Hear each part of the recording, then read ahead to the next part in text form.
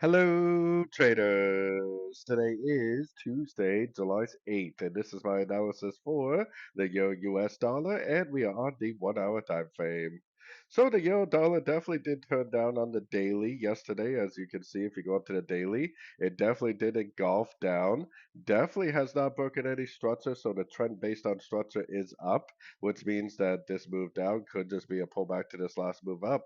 Across the board on all Euro pairs, they have been very strong. The euro itself has been very strong. So even though the euro did turn down yesterday because of the dollar index, I'm not really looking at this one as the best option for shorts because the euro has been quite strong.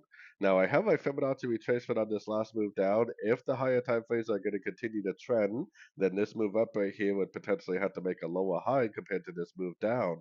So if we do get a good Fibonacci bounce, if you do get like a good engulfing move to the downside, which I would prefer to see some more of a three-way pattern, maybe something like that, and then like a nice Fibonacci bounce, then you definitely can take it as a short. Just keep in mind that the euro has been very strong, and if the dollar is in a pullback to the downside, then the euro possibly could go all the way up and take out the previous highs. The euro itself is very strong compared to a lot of the other pairs right now.